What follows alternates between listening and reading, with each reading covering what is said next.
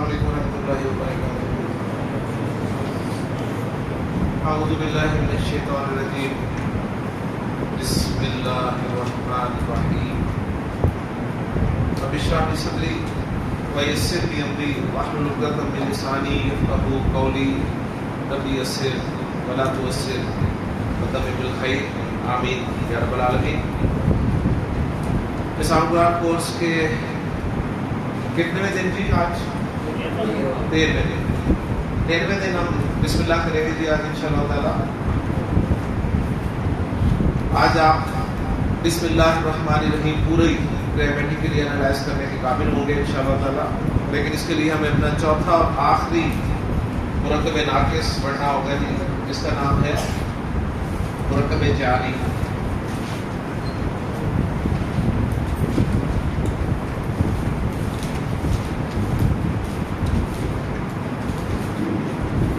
اس سے پہلے ہم نے 3 مرکب ناقص، مرکب توصیفی، مرکب اشاری اور مرکب اضافی مکمل پڑھ لیے۔ آج ہم اپنا چوتھا اور آخری مرکب ناقص جو ہے وہ انشاءاللہ تعالی مکمل کریں گے، اور پھر انشاءاللہ تعالی کل سے ہم ان چاروں مرکبات کو اپنے جملہ اسمیہ میں استعمال کر کے دیکھیں گے انشاءاللہ۔ اور ہمارا جملہ اسمیہ جو پہلے صرف 2 اسموں پر مشتمل تھا وہ انشاءاللہ تعالی ذرا پھیل جائے گا، لمبا ہو جائے گا۔ مرکب جاری کہتے ہیں کسے؟ تو نوٹ کر لیں کہ عربی زبان میں کچھ حروف ایسے ہوتے ہیں، عربی زبان میں کچھ حروف ایسے ہوتے ہیں جو اسم سے پہلے آ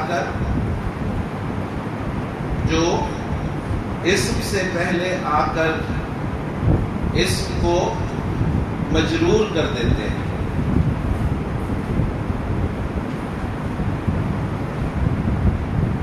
عربی زبان میں کچھ حروف ایسے ہوتے ہیں جو اسم سے پہلے آتے ہیں اور اسم کو مجرور کر دیتے ہیں۔ ان حروف کو حروف جارہ کہتے ہیں۔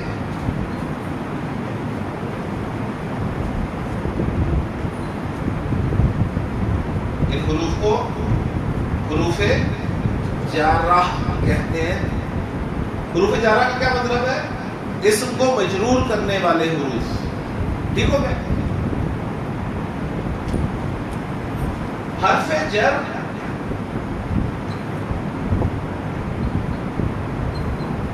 اور مجرور اسم سے مل کر جو مرکب بنتا ہے اس کو مرکب جاری کہتے ہیں۔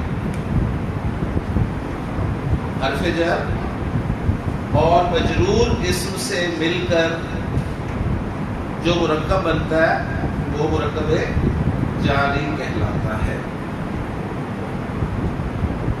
پھر غور دیکھیے، ہم اپنا چوتھا اور آخری مرکب ناقص شروع کر رہے ہیں جی، اس کا نام ہے مرکب جاری۔ مرکب جاری کیسا مرکب ہوتا ہے؟ ایسا مرکب ناقص ہوتا ہے جس میں حروف جارہ کا استعمال ہوتا ہے۔ حروف جارہ کنہیں کہتے ہیں؟ ان حروف کو کہتے ہیں جی جو اسم سے پہلے آتے ہیں اور اسم کو مجرور کر دیتے ہیں۔ حرف جر اور مجرور اسم کا مرکب جو ہے، مجموعہ جو ہے، وہ مرکب جاری کہلاتا ہے۔ کلیئر ہو گیا؟ تو اس مرکب کے لیے قاسم ہمیں کیا پڑھنا ہوگا؟ مجرور تو اسم ہو جائے گا نا حروف جارہ کی وجہ سے، ماشاءاللہ۔ تو اس ٹاپک میں ہمیں حروف جارہ جو ہیں ان کو صحیح طرح سے پڑھنا ہے۔ جب ہمیں پتہ چل جائے گا کہ یہ حروف جارہ ہے، کام ان کا ہمیں پہلے پتہ چل چکا ہے کہ یہ اسم کو مجرور کر دیتے ہیں، تو پھر دونوں کے ملنے سے جو مرکب بنے گا اسے ہم مرکب جاری کہتے ہیں۔ بس سمپل سی بات ہے جی۔ تو حروف جارہ کتنے ہیں اور کون کون سے ہیں؟ یہ 2 سوال ہے جی۔ حروف جارہ کتنے ہیں اور کون کون سے ہیں؟ تو پہلے سوال کا جواب ہے کہ حروف جارہ کی کل تعداد 17 ہے۔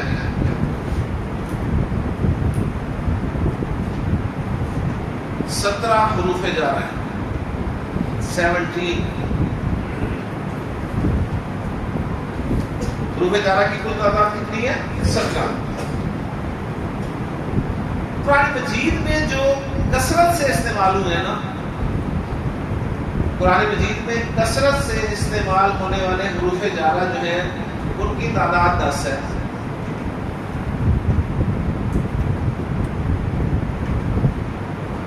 تو رزلٹ کیا نکلا؟ کیسے؟ 10 یا زیادہ یاد. ہم نے 10 ہی پڑھتے ہیں انشاءاللہ. اب 10 حروف جارہ پڑھیں گے. 17 سن کے آپ گھبرا گئے ہوں گے کہ 17 حروف جارہ آپ کو پڑھنے پڑیں گے، یاد کرنے پڑیں گے. اور اگر آپ کسی مدرسے میں ہوتے تو آپ کو حروف جارہ اس شعر کی مدد سے یاد کروائے جاتے کہ باؤ، تاؤ، کافو، لامو، واؤ، منزو، مز، خلا، ربا، ہاشا، من، ادا، فی، ان، علا، حتی، الا. اور نہ یاد کرتے آپ. تو شکر کریں آپ مثال قرآن کورس میں ہیں تو ہم صرف 10 حروف جارہ جی اس کورس میں پڑھیں گے، اور 10 حروف جارہ جو ہیں 2 سیٹس میں پڑھیں گے. 5 کے 2 سیٹ ہم پڑھیں گے اور انشاءاللہ تعالیٰ آپ کو بیٹھے بیٹھے حروف جارہ یاد ہو جائیں گے. تو پہلا سیٹ ہم حروف جارہ کا پڑھنے لگے ہیں جی، جو 5 حروف پر مشتمل ہے.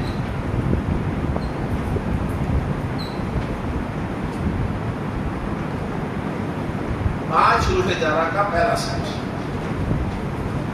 اب بڑے دھیان سے آپ نے اس حرف جر کو نوٹ کر رہے ہیں، صحیح ہے؟ اور پھر اس کے بعد اس کے میننگ جاننے ہیں اور پھر ان کو مرکب اجارے میں استعمال کرنا ہے. تو جو 5 حروف جارہ ہم پڑھنے لگے جی ان میں پہلا حرف جر ہوگا جی با.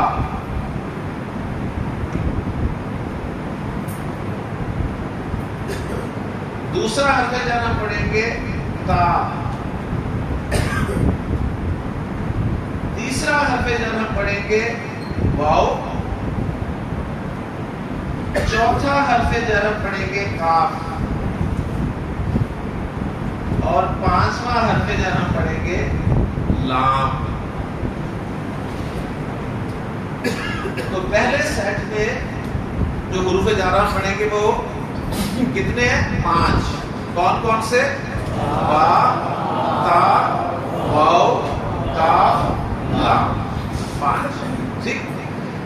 اچھا آپ فوراً کہیں گے کہ یہ حروف تو ہم نے حروف الہجاء میں بھی پڑھے، صحیح ہے نا؟ یہ حروف الہجاء میں بھی آئے تھے نا، الف، با، تا، سا، جیم، ہا، خا، وہ جو 28 تھے ان میں یہ موجود تھے. تو اب سب سے پہلا کام ہم یہ کریں گے کہ حروف الہجاء والے حروف اور ان حروف جارہ کا فرق اچھی طرح سے جانیں. ٹھیک ہو گیا؟ یعنی حروف ہجاء میں بھی یہ حروف تھے لیکن اب یہ حروف جارہ کے طور پر آ رہے ہیں، تو ان دونوں میں فرق کیا ہے یہ اچھی طرح بھی پتہ ہونا چاہیے. صحیح ہو گیا؟ پہلا فرق نوٹ کریں جی. پہلا فرق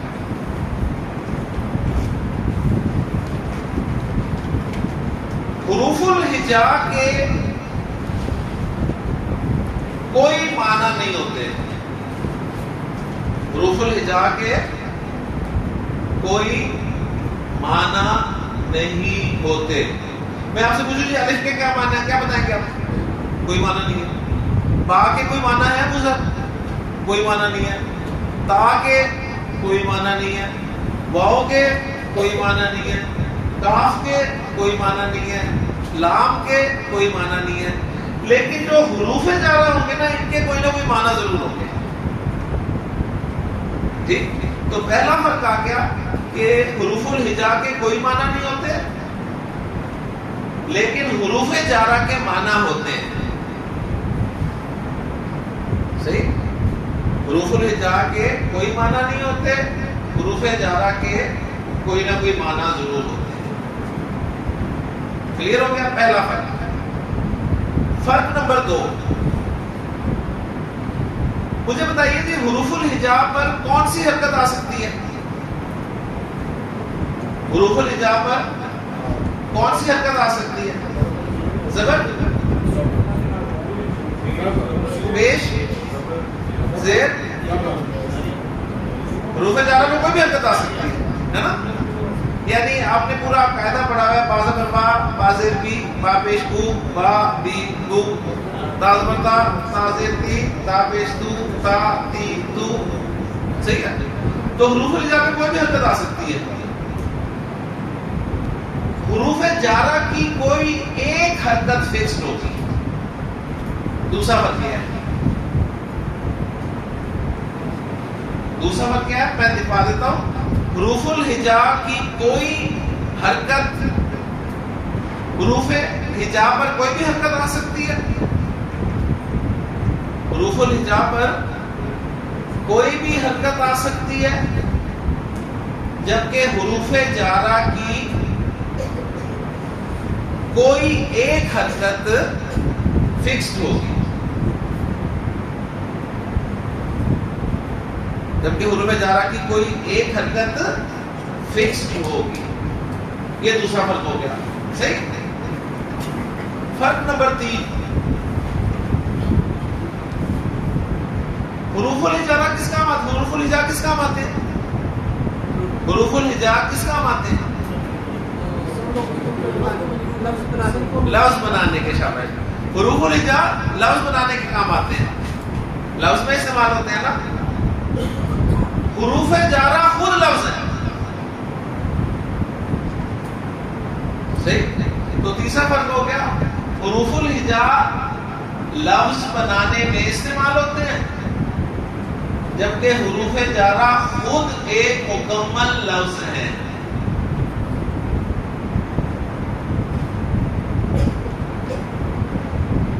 حروف الہجا لفظ بنانے میں استعمال ہوتے ہیں، جبکہ حروف جارہ خود ایک مکمل لفظ ہے.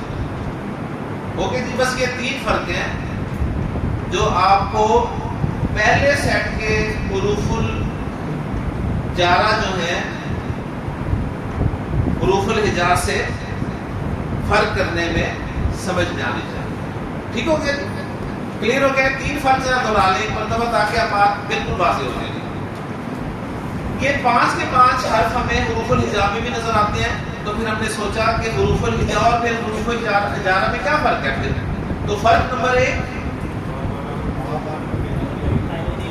حروف الہجا کے کوئی معنی نہیں ہوتے، با کے کوئی نہ کوئی معنی ہوں گے، جو حرف جر باعث کے کوئی نہ کوئی معنی ہوں گے، تا کے کوئی معنی ہوں گے، واو کے کوئی معنی ہوں گے، کاف کے کوئی معنی ہوں گے، لام کے کوئی معنی ہوں گے. فرق نمبر 2، حروف الہجا میں کوئی بھی حرکت آ سکتی ہے، ان پہ کوئی بھی حرکت نہیں آئے گی. ان کی کوئی نہ کوئی حرکت ہوگی جو میں بتا دوں گا آپ کو، وہی آئے گی ان پہ. نمبر 3، حروف الہجا لفظ میں استعمال ہوتے ہیں، حروف جارہ خود لفظ ہے. کلیئر ہو گیا؟ تو اب میں ان کی حرکتیں اور ان کے معنی آپ کو بتانے لگا. صحیح. کیونکہ یہ تو پتہ چل گیا آپ کو کہ خود ایک مکمل لفظ ہے. اب ان میں کون سی حرکت آتی ہے اور یہ کن معنی میں استعمال ہوتے ہیں وہ بتانے لگا ہوں. جب آپ کو سمجھ آ جائے گی تو ہمیں انشاءاللہ تعالی بسم اللہ کرنے میں آسانی ہوگی. صحیح. تو پہلا حرف جر ہے جی با. اس کی جو فکسڈ حرکت ہے نا، فکسڈ حرکت وہ ہے زیر.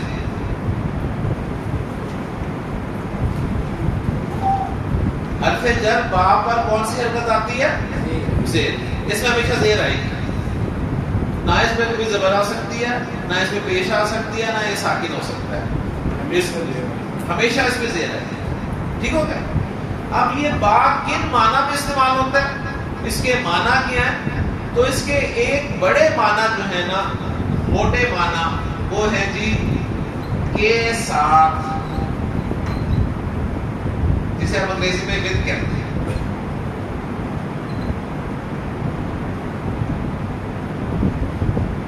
با حرف جر کے کیا معنی ہوئے؟ کے ساتھ، یعنی ود. صحیح ہے؟ کلیئر ہوگی بات؟ اب میں اس کی ایگزامپل دیتا ہوں آپ کو. سب سے پہلی ایگزامپل میں آپ کو دیتا ہوں. میں ایک دعا پڑھتا ہوں آپ کے سامنے. کون سی دعا؟ ربی یسر ولا تعسر وتمم بالخیر. تمم بالخیر، بالخیر، تو بالخیر کی کیا معنی ہے؟ خیر کے ساتھ، ٹھیک ہو گیا؟ تو حرف جر با ہے،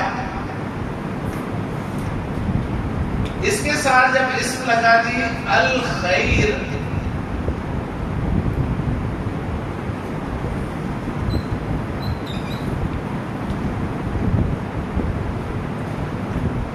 تو مل کر کیا بنائیں گے؟ بل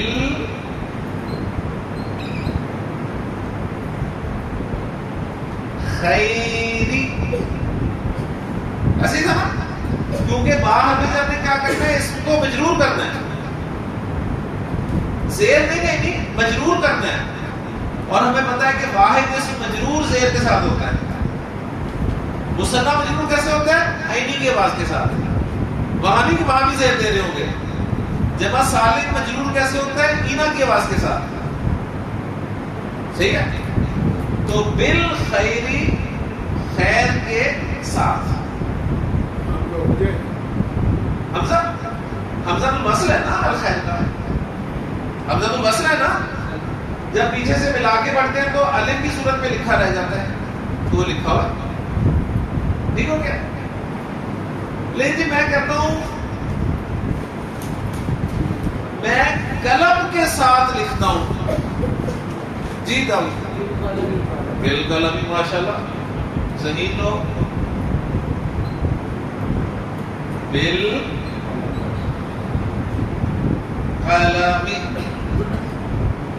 اسے بالقلم قرآن مجید میں کہاں استعمال ہوا ہے؟ سورۃ العلق، اقرا بسم ربک الذی خلق، آگے جی الذی علم بالقلم، اور اینڈ تک پڑھیں گے تو بالقلم ہی، جس نے قلم کے ساتھ تعلیم دی، ٹھیک ہو گیا؟ صحیح۔ میں کہنا چاہتا ہوں حق کے ساتھ کیا بھی ہوگی؟ بالحق کی،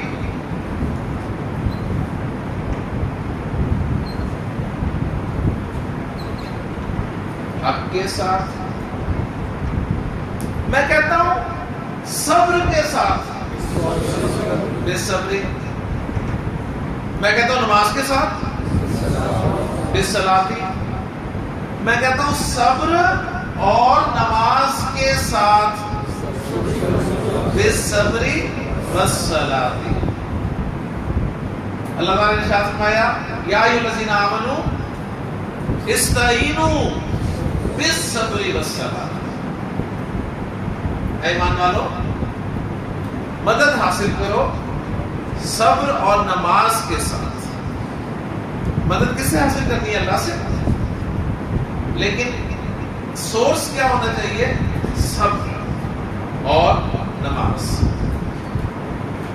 اور یہ دو چیزیں ایسی ہیں جی کہ جب بھی ہم پر کوئی مصیبت پڑتی ہے تو یہ دو چیزیں ہم سے سب سے پہلے نکلتی ہیں، ایک تو ہم سے صبر نہیں ہوتا، اور دوسرے اچھے بھلے نماز پڑھتے ہیں آگے پیچھے کنفیوژن کا شکار ہو جاتے ہیں نماز چھوڑ۔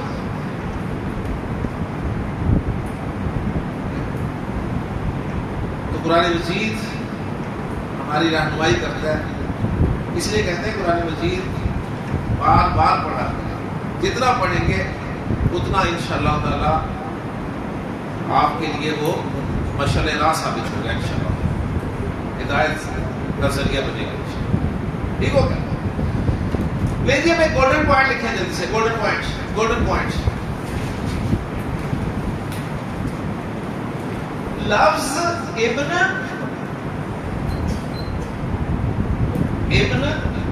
جس کے معنی ہوتا ہے بیٹا،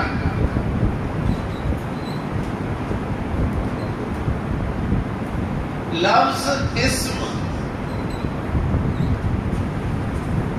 جس کے معنی ہوتے ہیں نام، یہ دو لفظ میں نے لکھوایا آپ کو، ابن کیا معنی ہے؟ بیٹا. اسم کیا معنی ہے؟ نام. تو گولڈن پوائنٹ ہے لفظ ابن اور لفظ اسم، ان دونوں کا حمزہ، ان دونوں کا حمزہ حمزۃ الوصل ہوتا ہے. حمزۃ الوصل ہوتا ہے. ان دونوں کا حمزہ حمزۃ الوصل ہوتا ہے. ابن اور اسم، ان دونوں لفظوں کا جو حمزہ ہے نا وہ حمزۃ الوصل ہوتا ہے. جس طرح ال کا حمزہ حمزۃ الوصل ہوتا ہے نا، ال کا حمزہ حمزۃ الوصل ہوتا ہے نا، اسی طرح ابن کا اور اسم کا حمزہ بھی حمزۃ الوصل ہوتا ہے. ابو ذر یہ حمزۃ الوصل ہوتا کیا ہے؟ ماشاء اللہ ماشاء اللہ، پکی کتاب انشاءاللہ. حمزۃ الوصل ایسا حمزہ ہوتا ہے جسے جب پیچھے سے ملا کر پڑھتے ہیں تو وہ پڑھا نہیں جاتا، الف کی صورت میں لکھا رہ جاتا ہے نا. وہی ہوتا ہے نا حمزۃ الوصل. ماشاءاللہ. لیجیے اگر آپ کو یہ بات سمجھ آ گیا تو اب آپ کو بسم اللہ سمجھ آئے گی. اب آپ کو بسم اللہ سمجھ آئے گی. اچھا جی، مرکب میں ناقص پہچان لیں گے. میں اگر مرکب ناقص لکھوں آپ کے سامنے تو پہچان لیں گے کون سا مرکب ناقص ہے؟ شاباش. مجھے بتاؤ جی کون سا مرکب ناقص ہے؟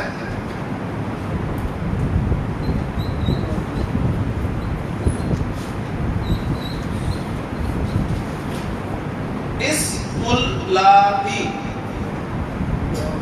اسم اللہ مرکب اضافی. اوروں سے پوچھتے ہیں، ذرا دیکھتے ہیں کہ آپ کا جواب ٹھیک بھی ہے کہ نہیں ٹھیک. ہاں جی ابو ذر ٹھیک ہے، مرکب اضافی ہے. ناصر، علی رضا، کیوں؟ تین کیا ہے؟ ہاں پروف کرو، ثابت کرو کہ مرکب اضافی ہے. پہلا نکرہ، دوسرا معرفہ ہے. شاباش. اور مرکب اضافی کو کیسے پہچانتے ہیں؟ شاباش. پہلے کا الف لام بھی نہیں ہے، تنوین بھی نہیں ہے، اور دوسرا مجرور ہے، تو پکا مرکب اضافی. ٹھیک ہو گیا. اور مرکب اضافی کا ترجمہ ہم کیسے کرتے ہیں؟ پہلے اس کا ترجمہ کرتے ہیں، پھر اس کا ترجمہ کرتے ہیں. تو اس کا ترجمہ بن گیا جی اللہ کا نام. اب میں اس مرکب اضافی کے شروع میں حرف جر با استعمال کر رہا ہوں. اب میں مرکب اضافی کے شروع میں کیا لا رہا ہوں؟ حرف جر با. اب جب بریکٹ کھلے گی تو اسم کا حمزہ حمزہ الوصل ہے، صحیح، اور اسم نے با کی وجہ سے مجرور بھی ہو جانا ہے. ایسے ہی ہے نا. مرکب جاری کسے کہتے ہیں؟ حرف جر اور مجرور. تو ابھی با نے اثر نہیں کیا، ابھی بریکٹ سے باہر ہے با. جب بریکٹ کھولتے ہیں تو کیا کرتے ہیں؟ بریکٹ کو آگے ملٹیپلائی کرتے ہیں نا، بریکٹ کے باہر والے ہر ایک کو. ٹھیک ہے نا. تو با نے اسم کو کیا کر دینا ہے؟ مجرور کر دینا ہے. تو یہ کیا بن جائے گا جی؟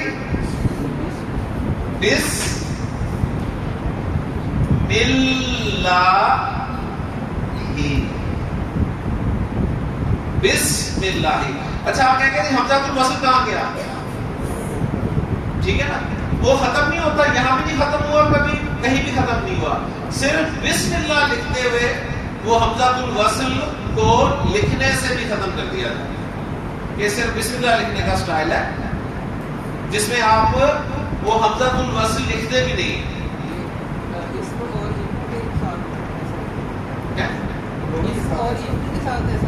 صرف ابن اور اسم کے ساتھ نہیں، حمزہ لکھنے والا جیسے وہ ختم ہو جائے.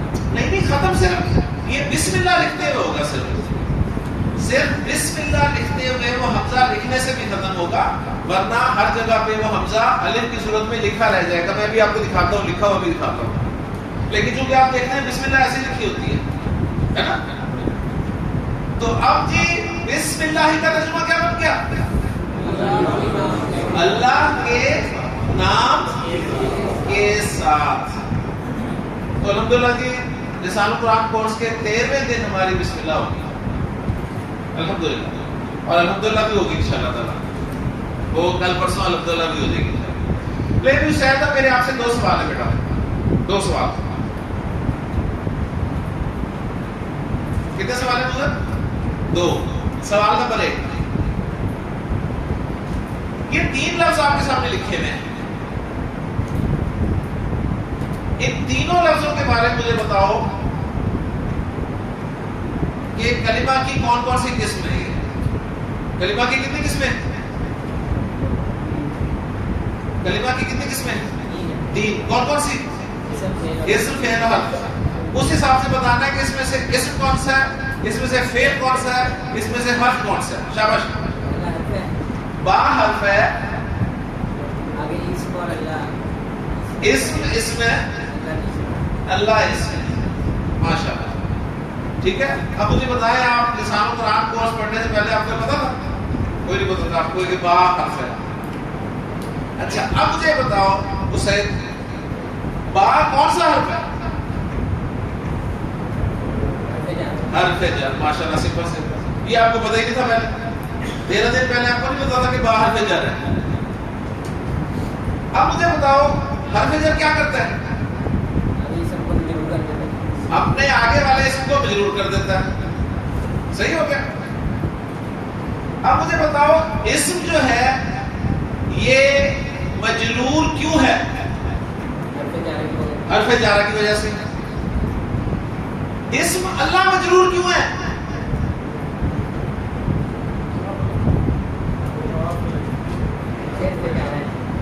حرف جارہ نے تو اپنا کام کر دیا.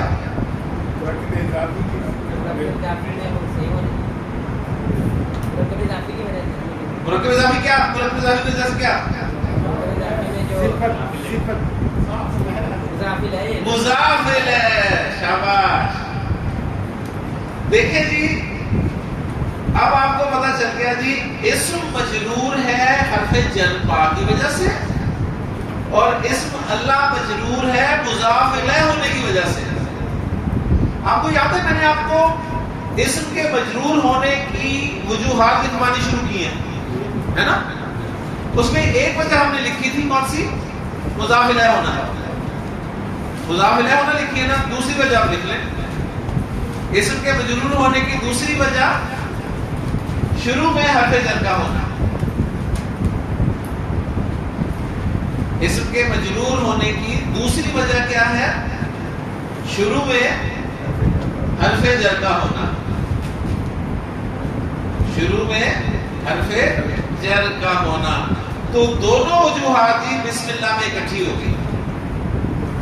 تو آپ کو ماشاءاللہ سمجھ آئے گا بسم اللہ کتنا پاورفل ہے کہ اس میں کسی بھی اسم کے مجرور ہونے کی جو 2 وجوہات ہیں وہ دونوں اکٹھی مل رہی ہیں آپ کو. صحیح. ایک حرف جر کی وجہ اور دوسرے مضاف الیہ ہونے کی وجہ. ان کو یاد رکھنا ہے, یہ بہت کام آئے گی انشاءاللہ تعالیٰ. اوکے جی, ماشاءاللہ جی. لے جی, پہلا حرف جر آپ کو ماشاءاللہ سمجھ آ گیا. لیکن اب میں اس کی اور بھی ایگزامپل آپ کے سامنے رکھتا ہوں. ایک مرکب لکھتا ہوں جی داؤد پہچانے کا. دیکھتے ہیں, ٹھیک ہے داؤد.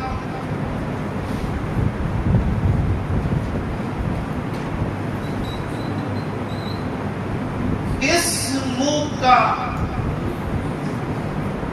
اسم کا کون سا مرکب ہے؟ مرکب اشاری نہیں, مرکب اضافی. ماشاءاللہ ماشاءاللہ. قاسم صحیح کیا کہہ رہا؟ مرکب اضافی مان لیں, نہیں نا؟ بتائیں.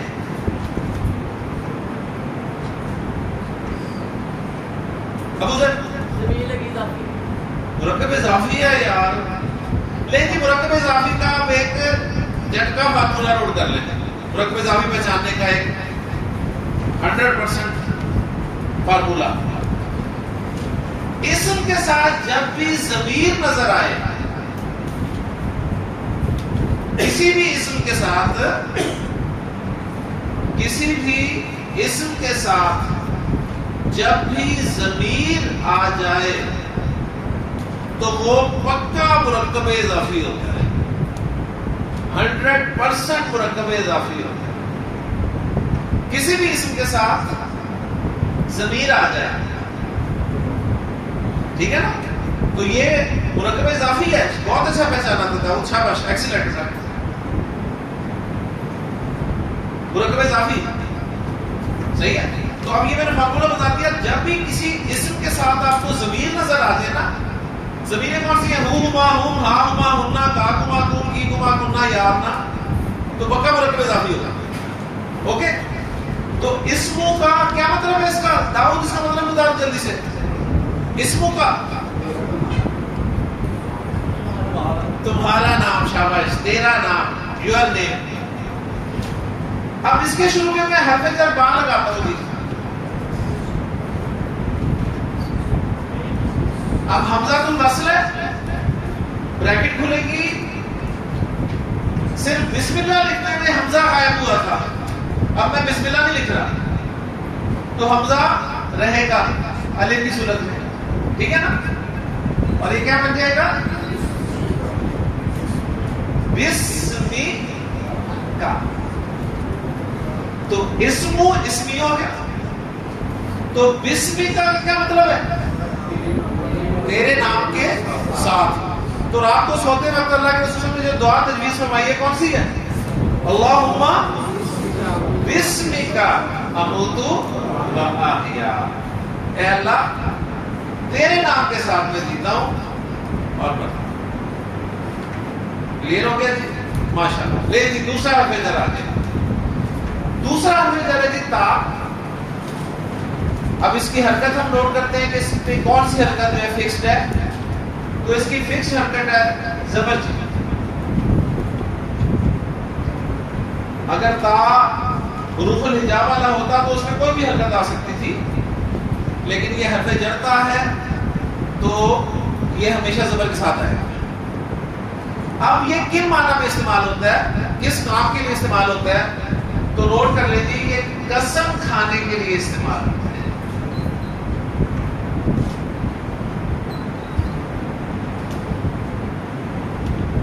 یہ کس لیے استعمال ہوتا ہے؟ قسم کے لیے۔ اور دوسری بات نوٹ کر لیں، صرف اللہ کی قسم کے لیے استعمال ہوتا ہے،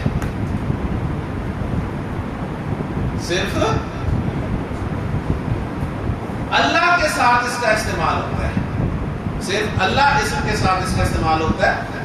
اور اللہ کے رسول صلی اللہ علیہ وسلم کا یہ بھی فرمان ہے، نوٹ کر لیجیے گا، آپ نے فرمایا کہ تم میں سے جب بھی کوئی قسم کھائے تو اسے چاہیے کہ صرف اللہ کی قسم کھائے۔ اوکے جی؟ یہ جو ایک دوسرے کی قسمیں کھاتے ہیں نا، تمہاری قسم اور اس کی قسم اور فلاں کی قسم اور یہ قسم اور ہاں جی کبھی زلفوں کی قسم، یہ ساری فضول ہیں، ان کی کوئی حقیقت نہیں ہے۔ تو تا قسم کے لیے استعمال ہوتا ہے اور اس کا استعمال صرف اسم اللہ کے ساتھ ہوتا ہے۔ تو اس کی ایگزامپل بھی پوری عربی میں ایک ہی ملے گی آپ کو، اور وہ ہوگی جی تاللہ،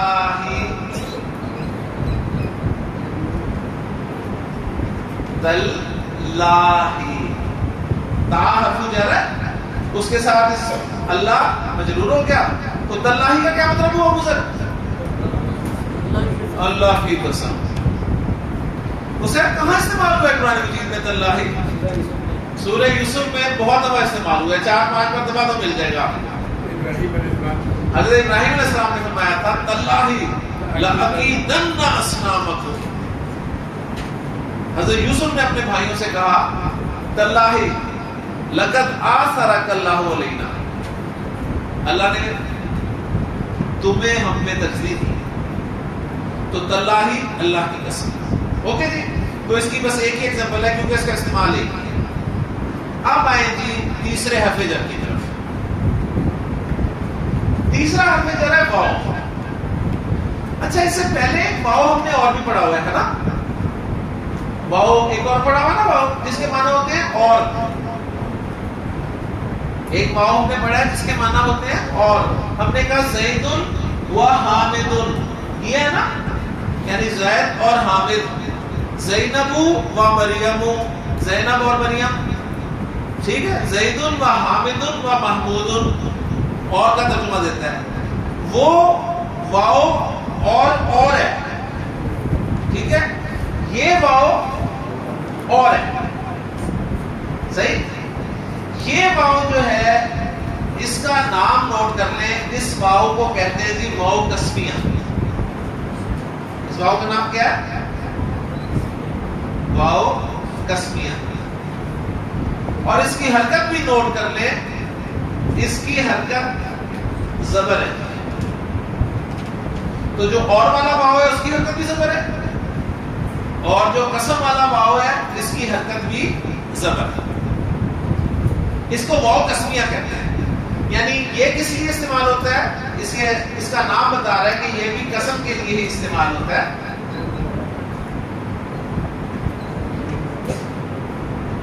یہ بھی قسم کے لیے استعمال ہوتا ہے.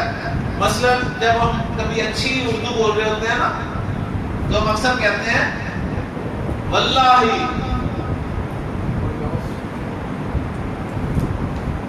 اللہ کی قسم. واللہ بولتے ہیں نا، واللہ، اللہ کی قسم، واللہ. اچھا، واو قسمیہ جو ہے یہ اللہ نے دوسرے اسموں کے ساتھ بھی استعمال کیا. ہمیں حکم ہے کہ تم نے جب بھی قسم کھانی ہے تو صرف اللہ کی کھانی ہے، اور اللہ نے خود دوسرے اسموں کے ساتھ اسے استعمال کیا. مثلا والعصر، زمانے کی قسم، ٹھیک. اور والتین والزیتون وطور سینین وہذا البلد الامین، ساری قسمیں. والشمس وضحاها والقمر اذا تلاها والنهار اذا جلاها واللیل اذا یغشاها. ٹھیک ہے. اور ایگزامپل ہے واللیل والفجر ولیال عشر. تو قرآن مجید میں بہت ساری ایگزامپل مل جائیں گی آپ کو اس واو قسمیہ کی. اور ایک ایگزامپل اور ملے گی بڑی خوبصورت، آج آپ کو پھر سمجھ آئے گی وہ صحیح پوری کنسٹرکشن کہ اللہ تعالیٰ نے فرمایا یاسین والقرآن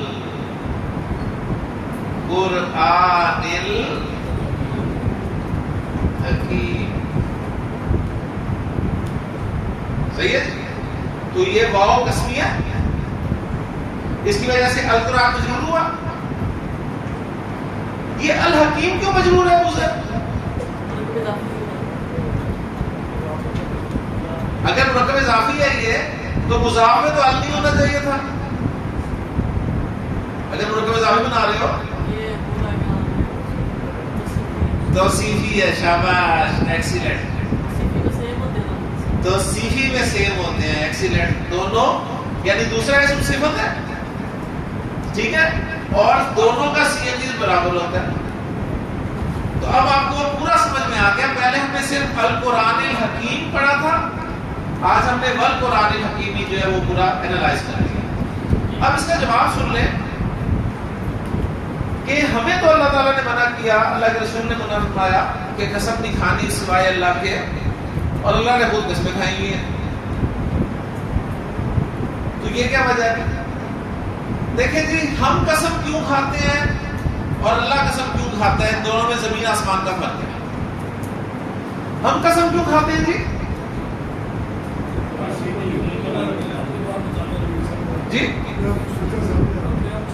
اپنے آپ کو سچا ثابت کرنے کے لیے. یعنی جب کوئی ہماری بات نہیں مان رہا ہوتا نا تو ہم کہتے ہیں اللہ کی قسم میں سچا ہوں. اور ہم اللہ کی قسم ہی کھاتے ہیں. کیوں؟ کیونکہ اللہ سب سے بڑا ہے.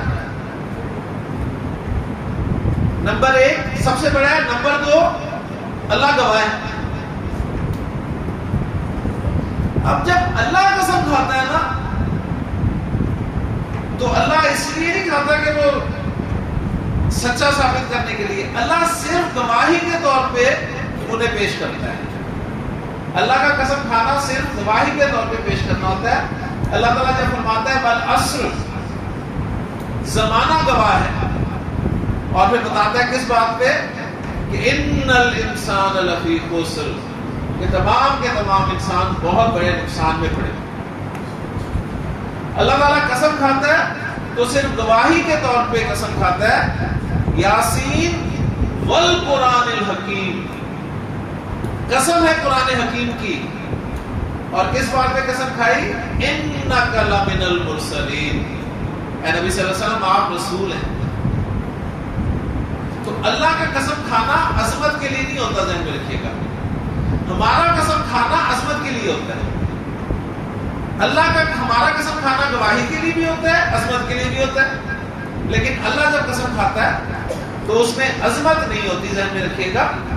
اس وقت صرف گواہی ہوتی ہے کہ اللہ تعالیٰ اس کو ایز اے گواہ پیش کرتا ہے کہ سورج اس بات پہ گواہ ہے، چاند اس بات پہ گواہ ہے، یہ فجر کا وقت اس بات پہ گواہ ہے.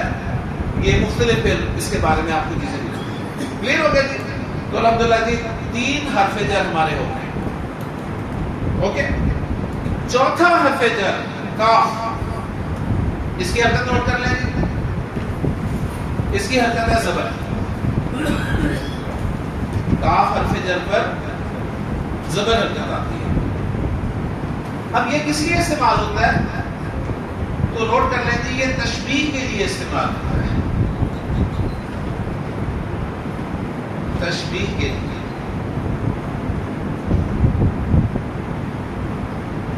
تشبیہ سمجھتے ہیں؟ تشبیہ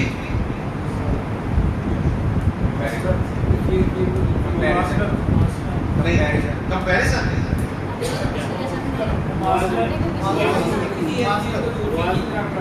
موازنہ نہیں، تشبیہ میں موازنہ کا ہوتا ہے. مماثلت. میں کہتا ہوں یار علی شیر جیسا ہے، علی شیر جیسا ہے، تو میں نے علی کو تشبیہ دی شیر کے ساتھ. صحیح؟ اچھا کیوں تشبیہ دی؟ اب تشبیہ دینے کی وجہ بہادری وجہ ہے. سمجھ آ گئی نا جی؟ جی جی وہ کہہ دیتے ہیں نا فلاں شعر ہے. صحیح. تو عام طور پہ تشبیہ اس لیے دیتے ہیں نا کہ آپ کسی نہ کسی وجہ سے کسی ایک کو دوسرے کے ساتھ تشبیہ دے دیتے ہیں. مثلا آپ دودھ والے کو اکثر شکایت کرتے ہیں، آپ دودھ کو تشبیہ دیتے ہیں کس کے ساتھ؟ پانی کے ساتھ. آپ کہتے ہیں یار دودھ پانی جیسا ہے، حالانکہ دودھ ہوتا ہے، لیکن آپ کہتے ہیں دودھ پانی جیسا ہے. لیکن اس وقت آپ نہیں کہتے کہ دودھ پانی ہے نا، وہاں آپ یہی کہتے ہیں کہ دودھ پانی کی طرح ہے.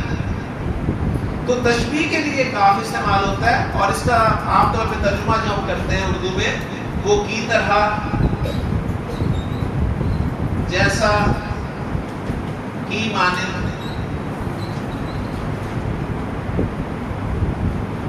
میں کہنا چاہتا ہوں کہ شیر جیسا، شیر کی طرح. تو عربی زبان میں کہا جائے گا جی کل اسدی. اسد کہتے ہیں شیر کو، ٹھیک ہے. اسد عربی میں کہتے ہیں شیر کو، اور اسید کہتے ہیں چھوٹے شیر کو. ٹھیک ہے. تو ہمارے یہاں دونوں ہیں ماشاءاللہ جی، اسد بھی ہے اور اسید بھی ہے ماشاءاللہ. تو کل اسدی، اسد کی طرح، شیر کی طرح، شیر جیسا. ہاں جی، اب آپ دودھ والے کہنے جاتے ہیں یار تیرا دودھ پانی جیسا ہے، تو کیا کہیں گے؟ داؤد پانی جیسا.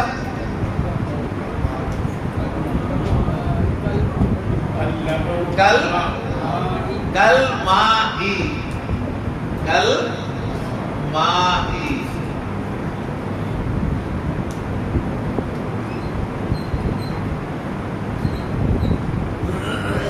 الماء.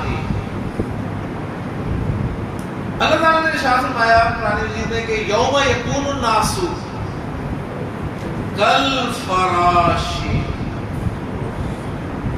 یوم یکون الناس کالفراش المبثوث.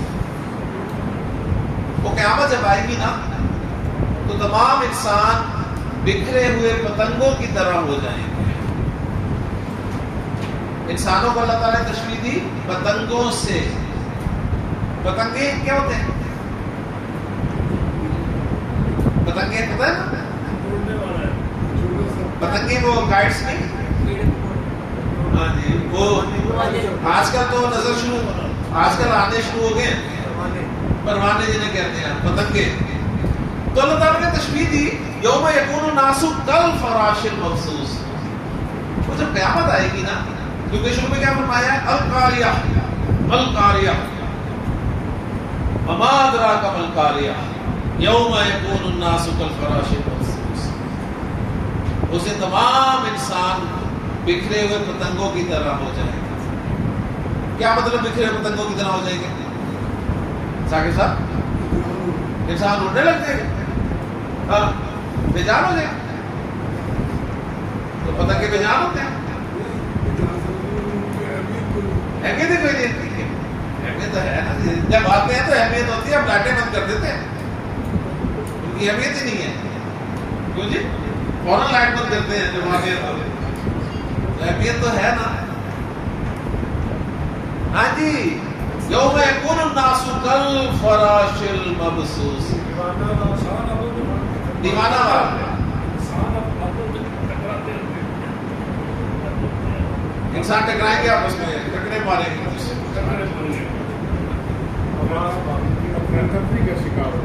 دیکھیں جی، بے قابو ماشاء اللہ ٹھیک ہے، سب کو غور کر سکتے ہیں، اپنی بھی رائے دے سکتے ہیں.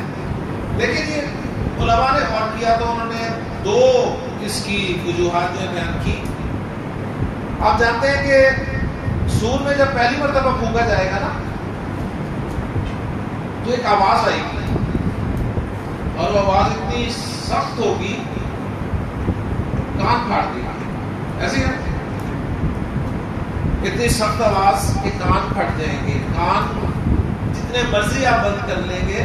بعض اوقات یہ لاؤڈ اسپیکر کی آواز آپ کو پتہ ہے ذرا جب تنگ کرتی ہے تو کیسے کانوں میں چھپتی ہے. اور آج کل پبلک کو ڈسپرس کرنے کے لیے بھی یہ طریقہ اختیار کیا جاتا ہے. ہمارے ہاں تو وہ شیلنگ کرتے ہیں نا، باہر کے ممالک میں وہ ساؤنڈ جو ہے اس کی فریکوینسی بڑھا دیتے ہیں، آواز تیز کرتے ہیں. وہ آواز کانوں میں جب جاتی ہے انسان کان بند کرتا ہے لیکن اس کے باوجود جاری ہوتی ہے. اسے مزید تیز کرتے ہیں، اتنی تیز کرتے ہیں کہ انسان کے کان جو ہیں وہ پھٹ جاتے ہیں. اور پھر کیا ہوتا ہے خبر؟ تو ایک رائے یہ ہے کہ جس دن سور میں پھونکا جائے گا نا تو آواز اتنی سخت ہوگی کہ اس وقت جتنے بھی انسان ہوں گے وہ اس آواز کی شدت سے مر جائیں گے.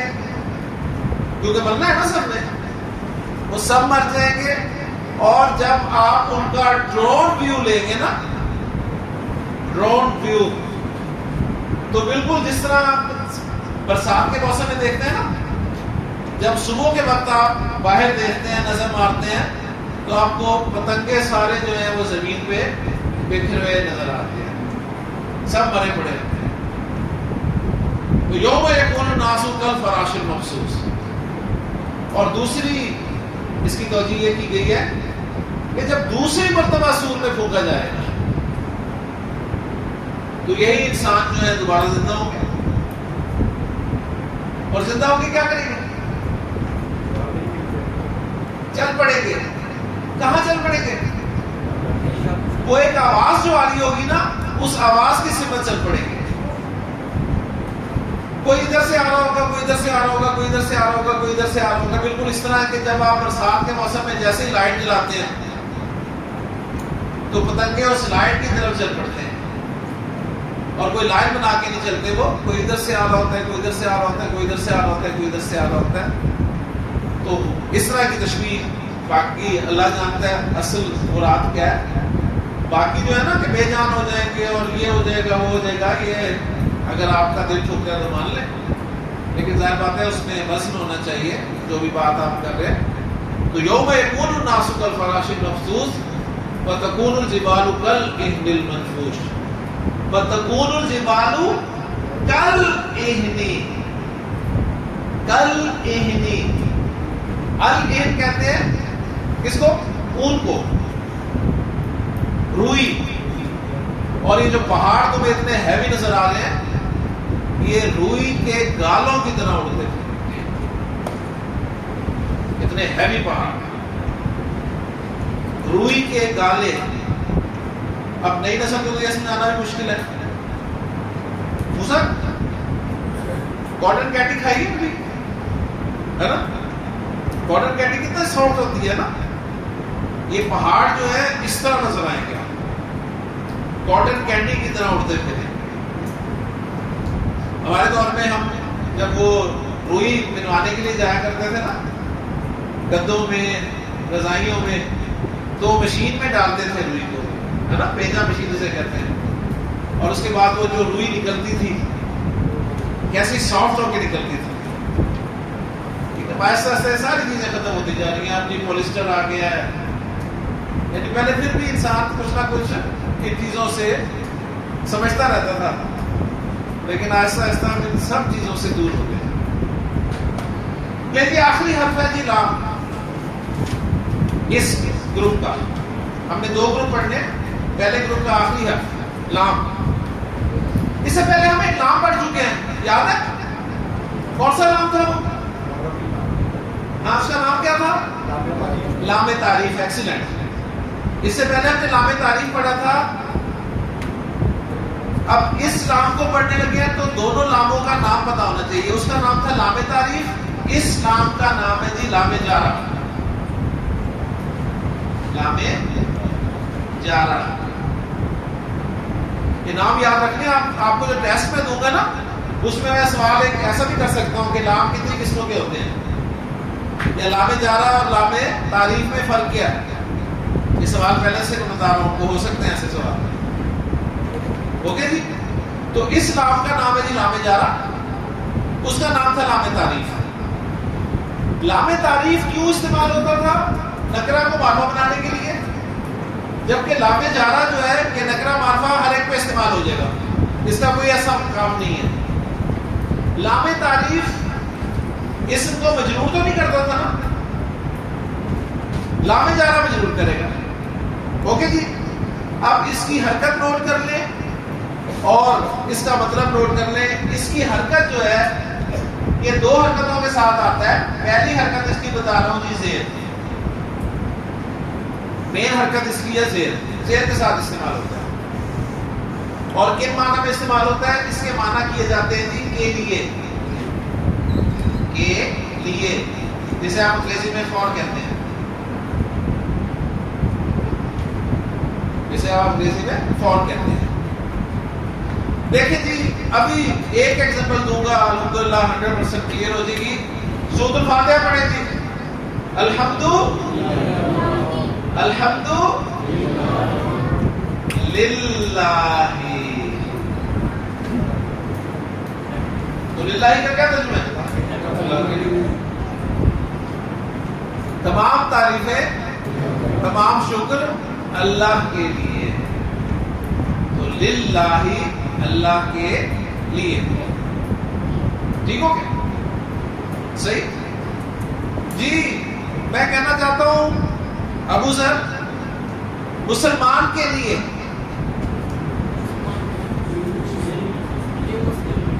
للمسلم. بس ایک پوائنٹ نوٹ کر لیجئے گا، یہ میں دکھانا چاہ رہا ہوں آپ کو. المسلم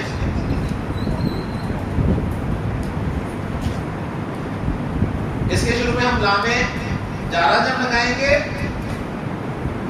یہ لام جارہ ہے، یہ لام تعریف ہے. بریکٹ کھلی، لام جارہ لام تعریف سے ملا اور حمزہ کو انہوں نے دفع کر دیا. حمزہ کو نکال دیا بیچ میں سے، یعنی دیکھیں دونوں لام ملے تو آپس میں گلے مل گئے، اور حمزہ جو الف کی صورت میں لکھا جانا تھا نا وہ نکل گیا، تو یہ بن گیا جی للمسلمین۔ یہاں پہ ایک پوائنٹ لکھ لیں بس جو میں بتانا چاہ رہا ہوں، لام جارہ اور لام تعریف، لام جارہ اور لام تعریف جب اکٹھے ہوتے ہیں، لام جارہ اور لام تعریف جب اکٹھے ہوتے ہیں تو بیچ میں سے حمزۃ الوصل نکال دیا جاتا ہے۔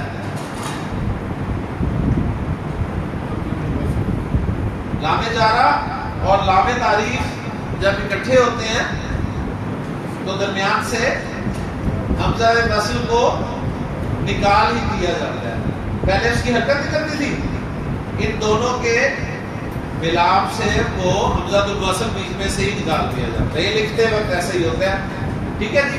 لے جی الحمدللہ 5 ربع جارہ ہمارے مکمل ہو گئے، بریک لیتے ہیں اور باقی 5 انشاءاللہ تعالی بریک کے بعد پڑھتے ہیں۔ سبحانک اللہم و بحمدک، اشہد ان لا الہ الا انت، استغفرک و اتوب الیک۔